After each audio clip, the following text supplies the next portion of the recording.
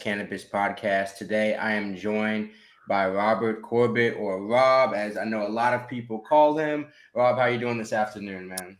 Pretty good, man. Pretty good, man. Happy to be on the show. Appreciate you having me on. Hell yeah, man. Appreciate you coming on. Before we get started, where in general, because I know I looked at your YouTube and everything, I know you can be found in multiple different places. Where is the best place for people to check out your content and hear you speak? Uh, Central place to just be watchcltv.com. You can find everything from cannabis lifestyle, Rob vlogs, from the stash, top buds, elevated chef, every show that we do, and then all of our socials there as well. But got a bunch of content, so you'll be inundated with like the Netflix of herb. That's what's up, man. That's what's up. And which channel did it start with? Because I'm sure you started kind of with one central one and you've branched off over time. What's your central channel that you started doing content on? So that'd be CLTV, Cannabis Lifestyle TV. Started that 8 years ago, actually. It's a group of five of us shrunk down to a group of three, just because Mhm. not everybody's really about that life. You know what I'm I saying? hear, I completely understand. Yeah. And, the vision wasn't there for everyone. So fast forward to today, we've expanded to like 6 shows, something like that. Really branched out. Got a lot of the gromies, we call them. So that's the grower homies I see over here on YouTube in the chat already popping in. That's what's And, up. it's cool because in the time when we started where content was to where it is now, it wasn't respectable. It was not polished. Now it's fly. Like everything's really nice. Even the fact that Yeah. what we have going here is the professional quality content is really what makes it happen. Oh yeah, man. I couldn't agree more. So you've said it's become more professional over time. How has the culture around creating content for cannabis? Because I know you were creating it before legality had even started yet. Have you seen that evolve as things have become more legal, as you're going for more brands over just certain strains? Have you seen that type of stuff transform? Oh yeah, man. Tons of new content creators have popped up. A lot of really good ones too. A lot of great people come out of the woodworks. People from even, prohibition areas because they're inspired by other people and they realize they just kind Mhm. of hide where they're at, maybe use a VPN or something. And, Right. I I feel like the coming out of the closet of herb smokers and growers really helped transform the way people put out their message, because there's a lot of really good content creators who've been consumers and been growers who just didn't know how to put it out there.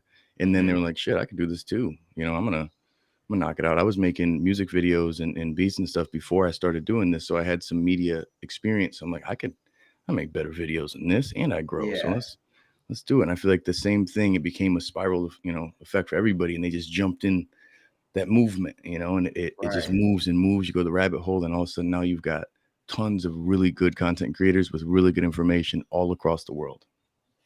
Definitely, definitely. And as you've seen, or stay on that same note of like legalization happening, what have you seen in your home state? You're from Michigan originally, correct? Yeah, yeah. I live in Michigan.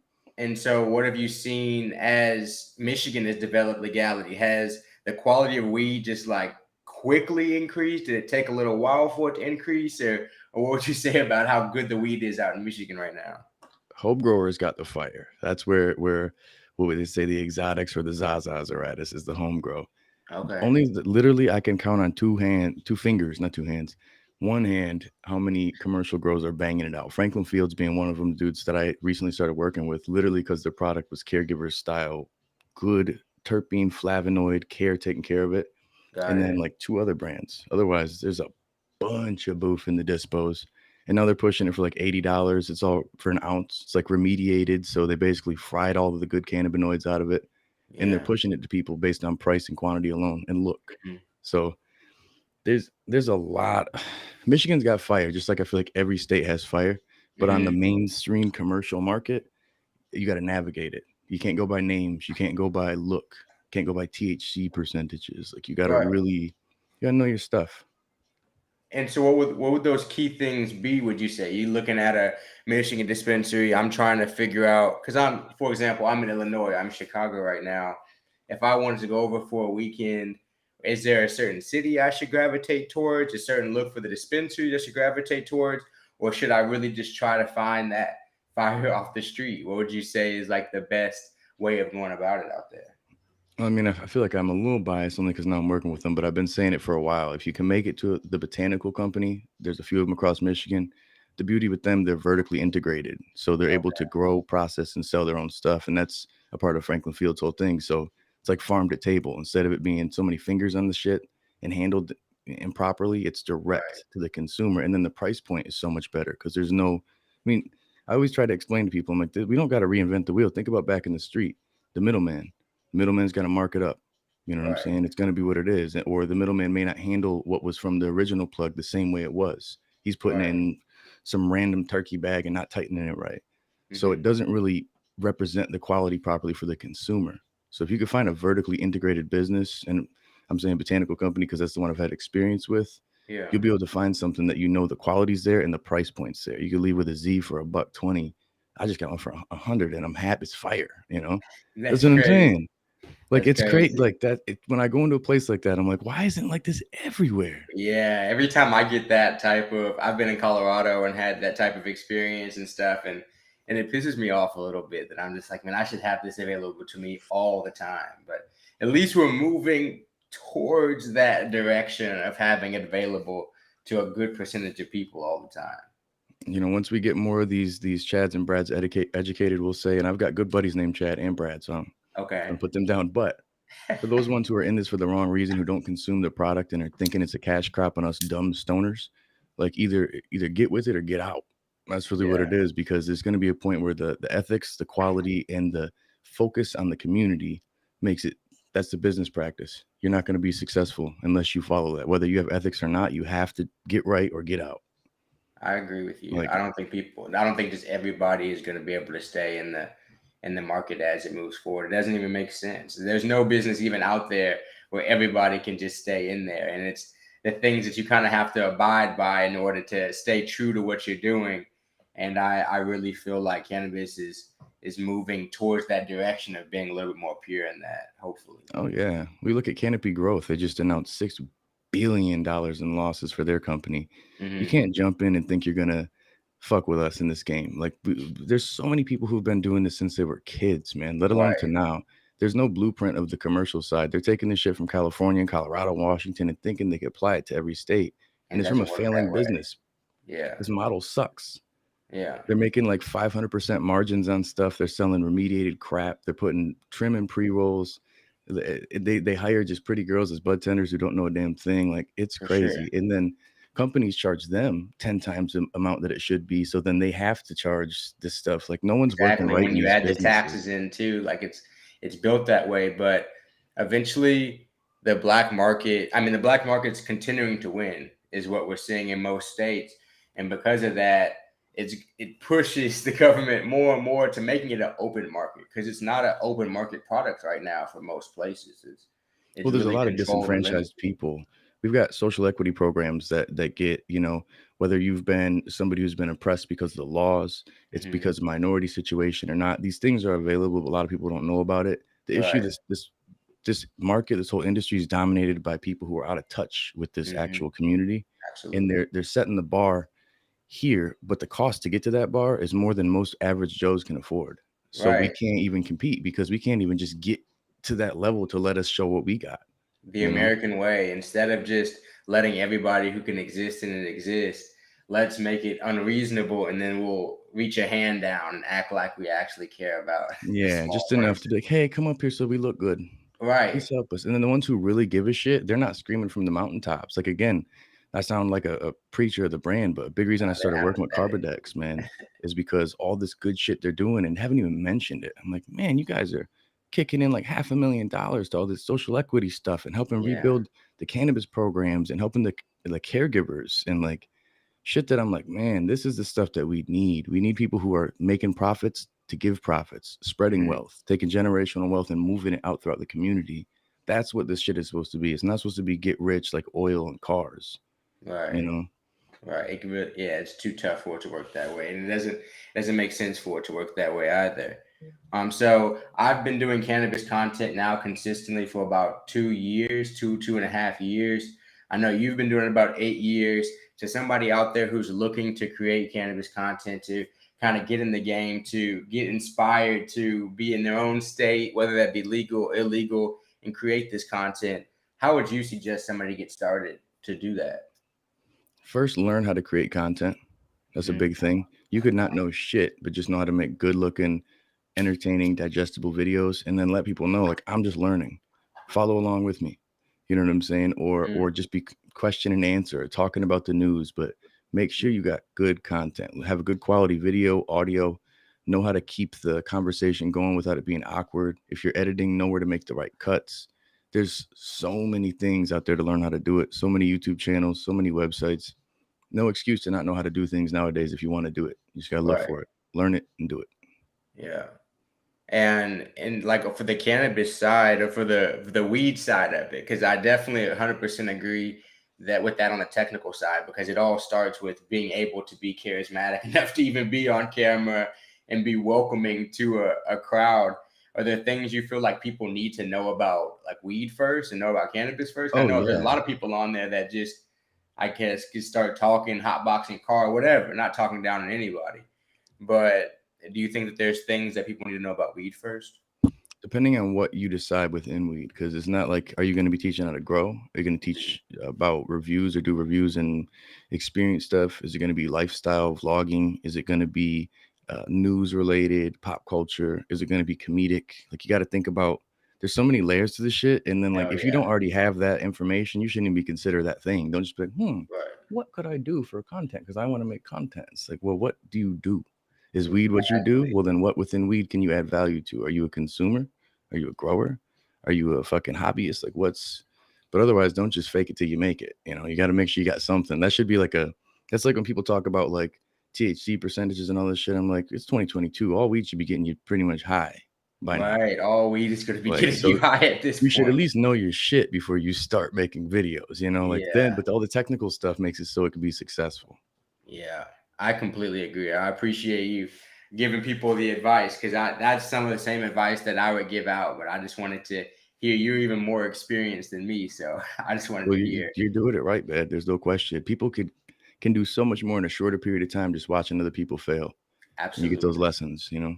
Absolutely. And in terms of the media space, so you're in all of it. You do the vlog, you do the podcasting, you do all those different types of lanes, which I am similar in that way. What's your personal favorite form of content? Like, what gets you the most excited to either, if you're still in the editing process, editing a video, stuff like that? What gets you going and excited I about it? like the vlogs, man. I like to be able to like get in my life and the shit we do, because we do a lot of interesting stuff. You know, we'll travel places, putting together brand deals, fucking, you know, gardening, doing garden tours.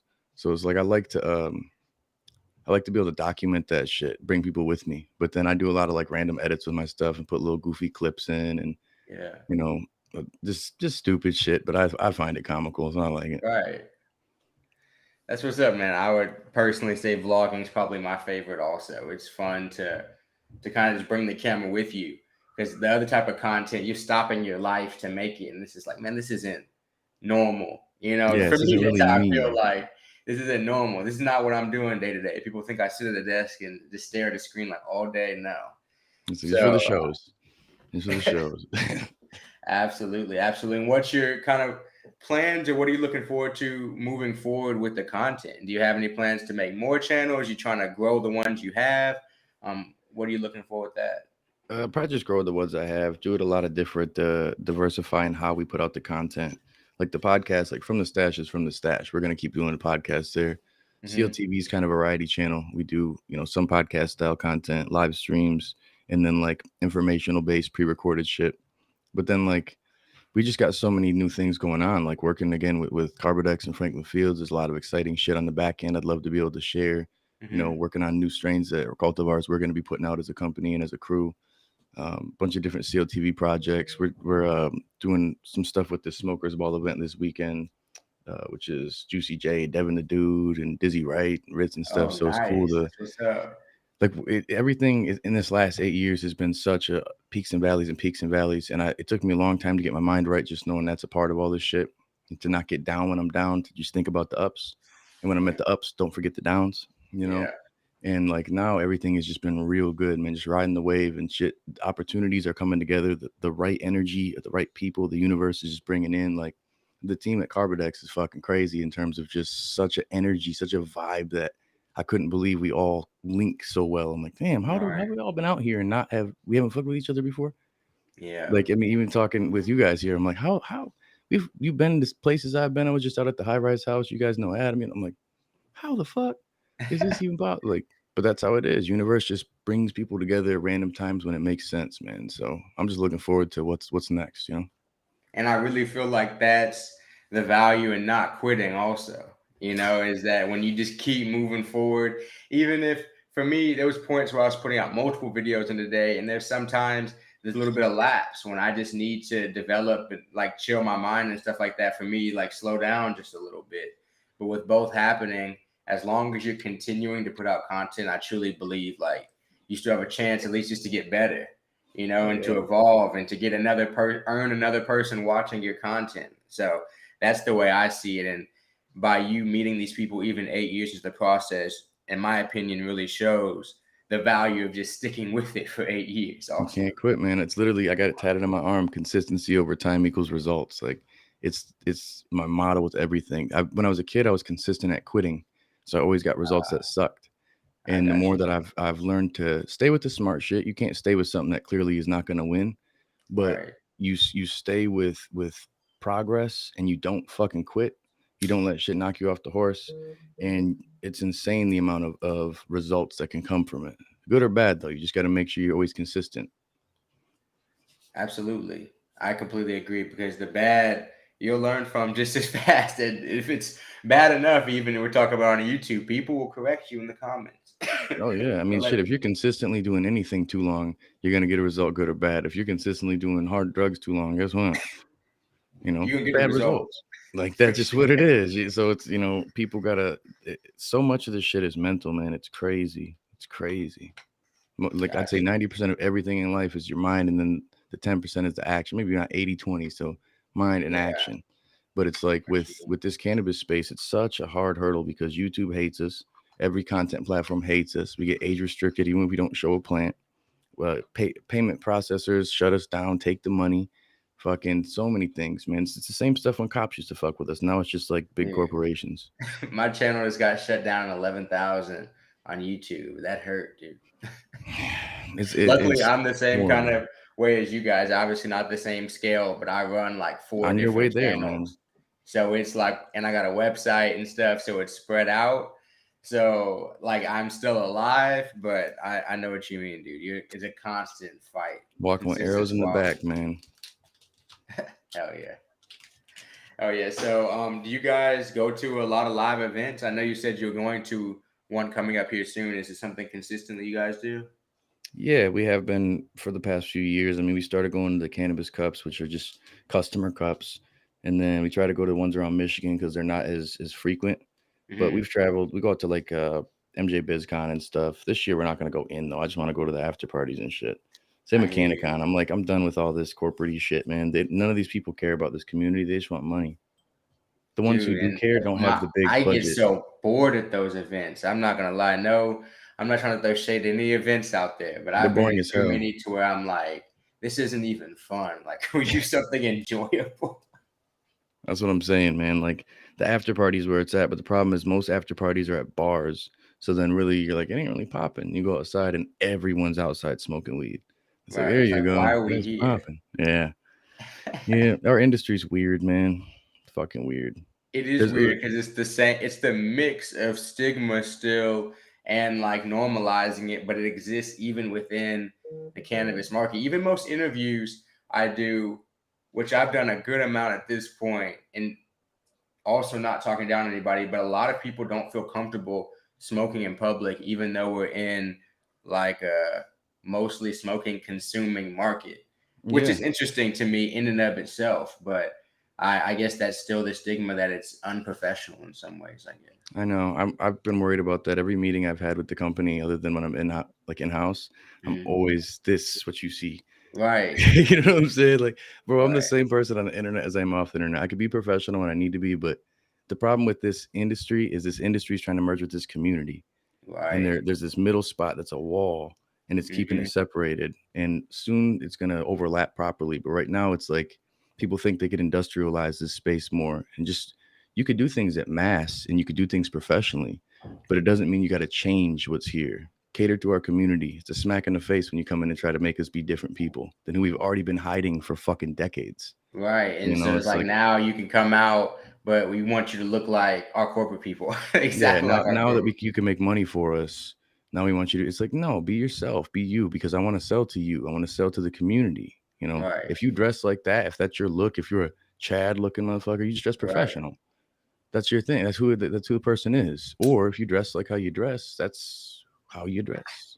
You know, of course, you got to be professional at certain occasions, but when you're in a Dude, I cannabis company, you completely should be agree. you. Like we work in an industry that is supposed to be making things more and more acceptable. So it doesn't make any sense to me when it's still seen as like taboo within the industry. I completely get it when we're meeting with people like outside of the industry, but within the industry, there Yeah. should be a common thing of smoking weed is okay.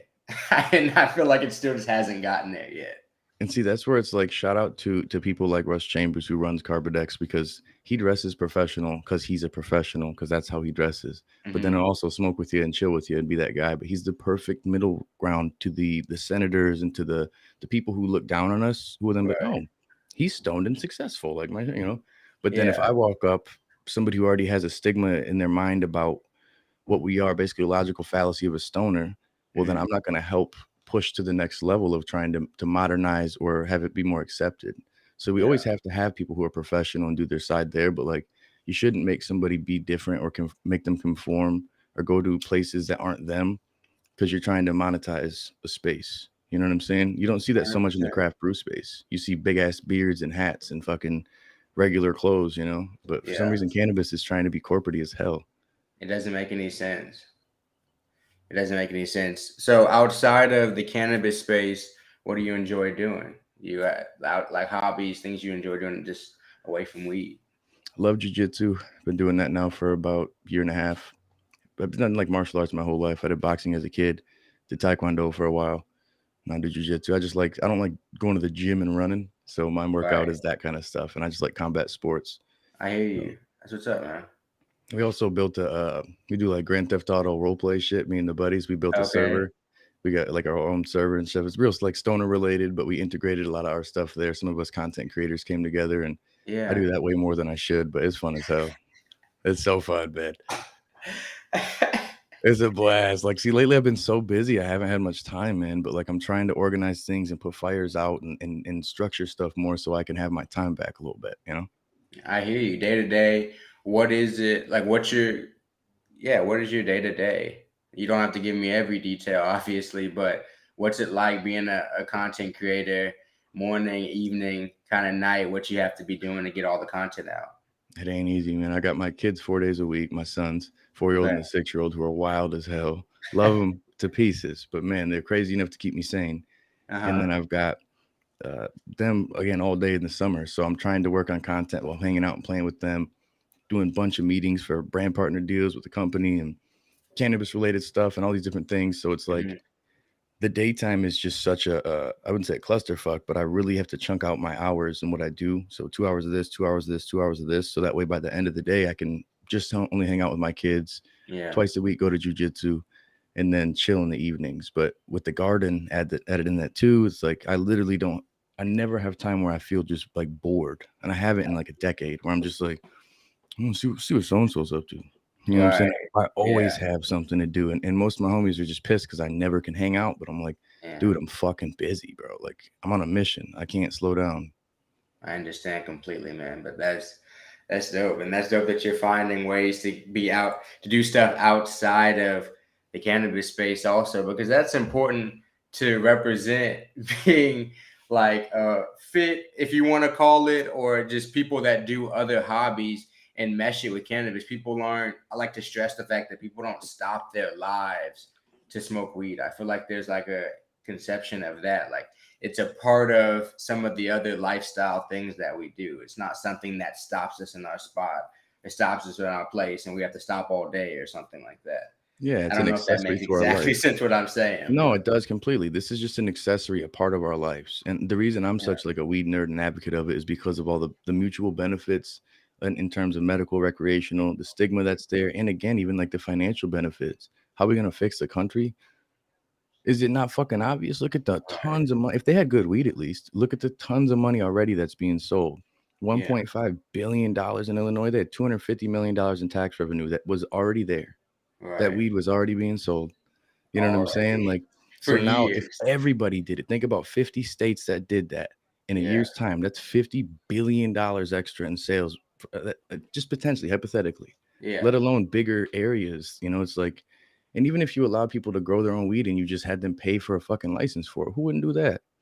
right. $200 a year, like a caregiver, like a home grower, or every 2 years, like we do, that's a whole nother sector of money. You know what I'm saying? And then allow caregivers and other people to sell to dispensaries or at a flea market type of situation and get their shit tested so that the testing company gets money too. And the caregiver and home grower, now who is unemployed or not adding money to the world, has money. But Yeah, poverty is a weapon and a tool. So it's easier to just keep people suppressed and ignorant. So I think the government is doing a better job at that personally.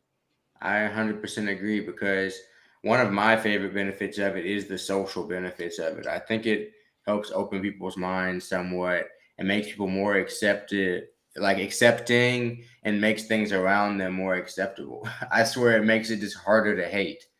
And I 100%, bro. think hate, like the government's pro hate, and no doubt. I mean, in Dude, terms it's of the profitable. people who are making these things. So That's I what I'm think saying. it provides a little bit too much peace. Well, and also that camaraderie that we just randomly find. We don't even know each other, and we're sitting here shooting the shit and laughing. And like Right. that's what the plant can do. And Exactly. it's a concern when united is an issue. And that's more conspiracy shit. See that on Top Buds. But my main thing is like with this cannabis plant, why I'm so passionate is because there's so many levels to this shit, man. There's so many Yeah. things that like my biggest mission and passion right now is to change the face of the cannabis game in Michigan, so then maybe other states will see it too, because you There can you go. still make money and still help people out while spreading a good product to the fucking world and helping to change people's mentalities and mindsets, uplift people who've been in other areas where they're impoverished to fucking, lowered in life, defranchised. There's just or disenfranchised. You got a lot of people who can fucking crush this market and help people, crush in a good way, Right. but we just haven't really given them the opportunity, you know? And I feel like that's where if I can do what I'm doing, with this company and I could start pushing this message and I could start getting our ethics out there, people are going to have to follow suit if they want to win. You have to, like, there's no way your business will succeed. We're selling shit too good of a price, too good herb, and have too much ethics for you to not follow suit, motherfucker, because we're going to make you Right. sink. Like it just, and it seems so easy. It's just being a decent person, having good product, good customer service, good message. It's not that hard. It's It's weed. not that hard. And in Michigan is one of the places, honestly, that's made it most available, most accessible to do that because unfortunately people in Illinois so far have still had to exist in the black market for the most part. And so now they even have to relocate or go to different states, move, things like that. People might just have to do that and find ways to exist in a good market like Michigan and like maybe one or two other markets because there's some emerging on the East Coast that may be better. New York has some potential and things like that, but it's interesting how it's going to develop in little pockets around the country. Yeah. Well, I mean, like, one thing too is like people always wonder what they can do to change that, and everything is very local. Where I live personally, it took until last year or this year to get recreational dispensaries approved, and 2 years or 3 years ago to get medical. And we've been legal since 2008 for medical. So I mean, Okay, it's like a decade because my little local right, ass town thinks they know better. But then also you've got the state who has weird regulations and weird things like that. So again, sound like a fucking cult member, but shout out Russ Chambers. He literally takes the time to go shake hands with people who are decision makers and impact this stuff and donate money to groups that do things and try to get on boards that help make decisions, because it's like, dude, why aren't we helping the people? Why are, right, like, this seems like, and we can make money. Like, this seems not, it's too good to be true. How can we make money, everyone be happy, and we help people? Whoa, that's crazy. Is that a problem? But it seems like yeah. that's an issue with the Seems government. like Like they're that's an like, issue. No, no, we just want a couple people to get rich and people to have bad product. Hell It's like, yeah. what? the fuck? Right. You got people willing to do this and give you money and take care of you, and you could uplift this state that Michigan's been struggling since way before America has. We've been like the lowest employment, and fucking Yeah. Flint and Detroit. We were like the first city in America to have go bankrupt, and it was Yeah. Detroit of all like. So we could use it. Chicago could use it. You know what I'm saying? Yeah. Everywhere that has urban areas that have all over the fucking TV for struggles and all this shit. Could use Why it. would you not? Like, Yeah. man, we would all do that. We'd work there too. You got people who work for $15 an hour trimming weed and be Yeah, loving life. there's a lot of job opportunity out there when you open it up to a free market versus trying to control the market. And then it can also be happier employees, less turnover, because turnover for bud tenders is a huge issue because it's such a retail position at the end of the day. But it's a retail position that has to know a lot more than like other retail positions. You know what I mean? Like somebody that Exactly. works at Ross doesn't need to know the like thread count of the shirt you're buying and shit like that. But a bud tender needs to know some information in order to sell stuff. So it's a completely different type of retail business, but the same type of pay. And the same type of pressure where they Yeah. have to do all this shit, but they're not. They're a specialist. You're hiring a specialist. So you think that you Mhm. would pay them properly and take care of them properly.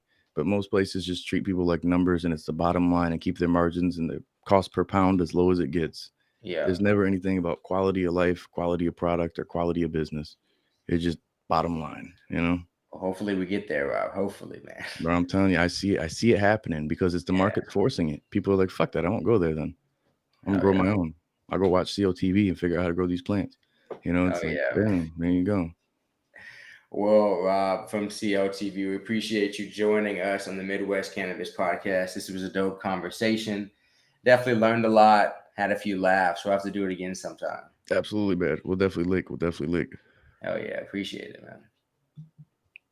Oh, and guys, thank you guys for joining us for the Midwest Cannabis Podcast. Anybody in the live now, I see the anybody Bromies out watching here. this in the future, we appreciate